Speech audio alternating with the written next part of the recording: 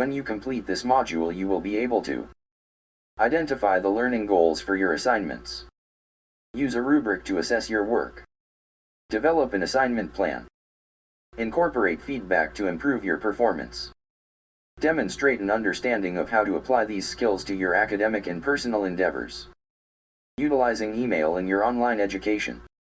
As an online student, it is essential to have strong communication skills, particularly when it comes to email.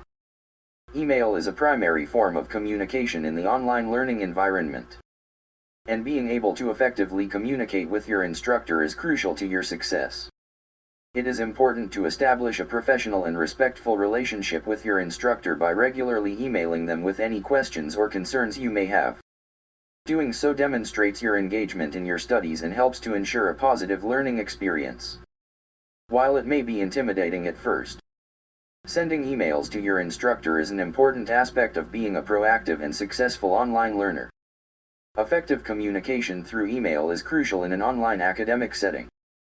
As a student, it is essential to establish a rapport with your instructor by actively participating in online discussions and communicating with them regularly.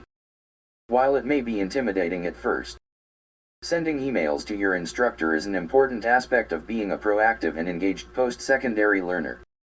Maintaining open and respectful communication with your instructor throughout the semester will not only enhance your learning experience, but also demonstrate your dedication to your studies. Email is a common and convenient method of communication in an online learning environment. As a student, you may find it easy to email your instructor with questions or concerns. However, it is important to keep in mind that emails can be misinterpreted if not written clearly. To ensure that your instructor understands your message and to make it easy for them to read and respond, here are a few tips to follow when sending emails. Use a clear and concise subject line. Greet your instructor appropriately. Hello, Professor Smith. Use proper grammar and spelling. Be specific and direct in your message. Thank your instructor for their time. By following these principles, you can effectively communicate with your instructor and enhance your learning experience. It is essential to maintain a professional and respectful tone when emailing your instructor. Use a clear and specific subject line, and begin your email with a formal greeting such as "Dear Professor Smith." Avoid using casual language or terms like "hey" or "hello." Instead, opt for a more formal greeting such as "Hello, Professor Smith," or "Good afternoon, Professor Smith." When concluding your email, use a formal closing like "Sincerely" or "Best regards." Remember to treat your email as a professional business communication, as it reflects on your professionalism and dedication to your studies. Proper grammar and punctuation are essential when emailing your instructor. This demonstrates your attention to detail and your commitment to the class. To make your email easy to read and understand, consider breaking up your message into clear and concise paragraphs. Use appropriate punctuation, and take the time to proofread your email before sending it. Remember, your instructor is more likely to be able to help you if they can understand your message. By making an effort to communicate clearly and professionally, you can effectively convey your questions or concerns and build a positive relationship with your instructor. When emailing your instructor, it is important to be concise and to the point. Avoid sending long emails that include unnecessary details or come across as rambling. Keep your tone friendly and respectful, and aim to clearly communicate your message in a few concise paragraphs. At the same time, it is also important to provide enough information for your instructor to understand your question or concern. A good rule of thumb is to aim for around 3 to 4 paragraphs, or about 200 to 300 words. For example, if you have a question about a homework assignment, you might begin your email by introducing yourself and stating the course and assignment in question. Next, you could clearly state your question or concern. Finally, you might end your email by thanking your instructor for their time and considering your message. By following this structure, you can effectively communicate with your instructor in a professional and respectful manner. Fourth, it is a good idea to make sure that you actually need to send the email in the first place. Sometimes, Simply reading through your syllabus, assignment description, class website, or lecture notes can answer many of the questions you might have. Before sending an email to your instructor, it is important to make sure that it is necessary. Before contacting your instructor, consider whether your question or concern can be answered by reviewing your syllabus, assignment description, class website, or lecture notes. These resources may provide the information you need to clarify any uncertainties or doubts you may have. For example, if you have a question about a deadline, check the course syllabus or assignment description first. If you have a question about course material, review your lecture notes or the class website. By taking the time to explore these resources, you may be able to find the answer you are looking for without having to send an email.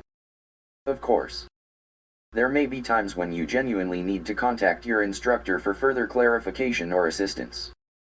In these cases, it is important to follow the guidelines outlined above to ensure that your email is professional and clear. By taking the time to carefully consider whether an email is necessary and how to effectively communicate your message, you can build a positive and productive relationship with your instructor. Effectively use online forums. To use forums effectively for learning in an online course, there are a few key things to keep in mind. Participate actively. Regularly contribute to the forum discussions and engage with your peers by responding to their posts. This helps to create a sense of community and promotes collaborative learning. Be respectful. Use respectful language and tone, and avoid making personal attacks or engaging in disrespectful behavior. Be relevant. Make sure your posts are relevant to the discussion and add value to the conversation. Use proper grammar and spelling. Make sure your posts are easy to read and understand by using proper grammar and spelling. Stay on topic. Stay focused on the topic being discussed, and avoid straying off topic or introducing unrelated material. If your instructor has provided a rubric for online posts, be sure to familiarize yourself with it and use it as a guide to help you create strong forum posts. By following these guidelines, you can make the most of the forum tool and use it to support your learning in an online course. Useful tips when engaging in online discussions/forums. When participating in online forum discussions, it is important to understand the expectations and guidelines for the forum, as outlined in your course materials. Make connections between the course content and your own understanding, and reflect on how this is shaping your practice. Set a regular schedule for posting and commenting to stay organized and engaged. Use language that is appropriate for an academic environment. Write clearly and structure your content in a logical and organized manner. Respond to others' posts in a supportive and respectful manner, even if you disagree or have an alternative perspective. Engage in the community discussion by reading and responding to your classmates' posts. For example, let's say you are participating in a forum discussion about the impact of technology on education. To make connections between the course content and your own understanding, you might reflect on how technology has influenced your own learning experiences and share your thoughts on its potential benefits and challenges. To respond to others' posts in a supportive and respectful manner, you might agree with their perspective and add your own insights, or respectfully disagree and explain why. By following these tips and actively engaging in the forum discussions, you can make the most of this tool and use it to support your learning in an online course. The right way of giving feedback. Effective feedback is an essential part of the learning process in an online environment. It helps to clarify what is being done well and how areas for improvement can be addressed. When giving feedback, it is important to focus on specific aspects of the work and provide concrete examples of what is being done correctly and how it can be improved. It is also helpful to suggest next steps or provide resources for further development. For example, if you are giving feedback on a classmate's essay, you might begin by noting what the essay does well, such as the use of strong evidence to support the thesis. You could then suggest ways to improve, such as including more analysis or providing more context for the evidence. Finally, you might recommend some next steps. such as seeking feedback from the instructor or revising the essay to address the areas for improvement. Similarly, when receiving feedback, it is important to be open and receptive to constructive criticism. Take the time to reflect on the feedback and consider how you can incorporate it into your work. It is also helpful to ask for clarification or additional resources if you need more guidance. By actively giving and receiving feedback, you can improve your learning and grow as a learner in an online environment. Proper way of receiving feedback. It is important to remember that feedback, whether positive or negative, is meant to be constructive and help you improve. However, it can be difficult to receive feedback, especially if you perceive it as criticism. In these situations, it is important to try to remain open and receptive to the feedback, even if it is difficult to hear.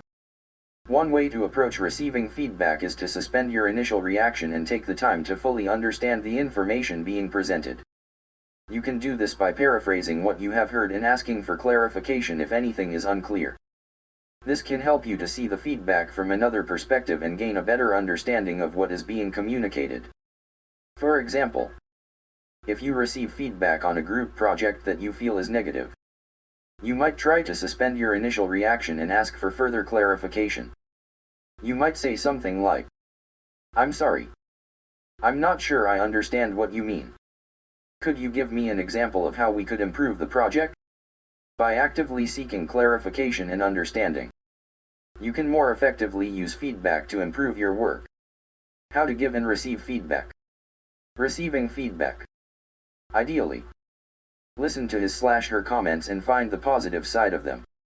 Then, explain your position or point of view without feeling that you must justify yourself. Determine the importance of the message to you.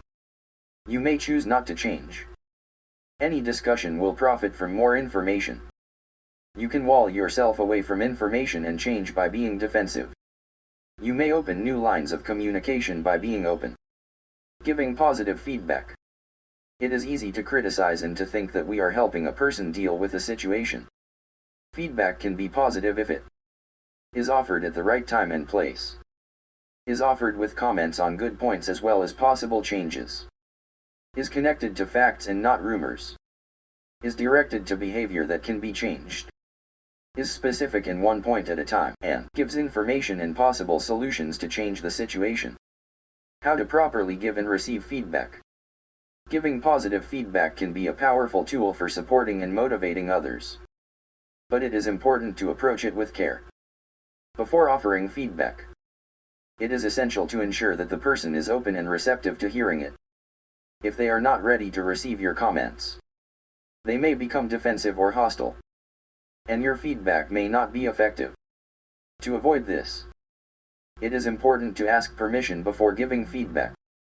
You might say something like, "I have some feedback that I think might be helpful. Is now a good time for you to hear it?" If the person indicates that they are not ready to receive feedback, you may need to discuss the issue or find a different time to offer your comments.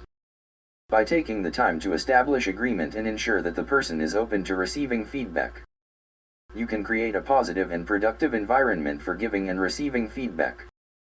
This can help to build trust and foster a supportive learning environment. To give feedback in a constructive manner, it is important to focus on the positive aspects of the situation and begin and end your feedback with comments about what is working or correct. Avoid using absolutes or negative words, and instead use alternative positive words and phrases. Be specific in your description of the problem, and avoid vague or misleading statements. If addressing an issue of attitude, provide specific examples and take one point at a time to avoid overwhelming the person. Make sure that the issue being addressed is something that can be changed. For example, let's say you are giving feedback to a colleague on a presentation they gave. You might begin by noting what the presentation did well, such as the use of clear and engaging visuals. You could then suggest ways to improve, such as using more variety in the delivery of the content or providing more context for the data. Finally, you might recommend some next steps, such as seeking feedback from the audience or revising the presentation to address the areas for improvement. By following these tips, You can give feedback in a constructive and supportive manner that helps the person to grow and improve.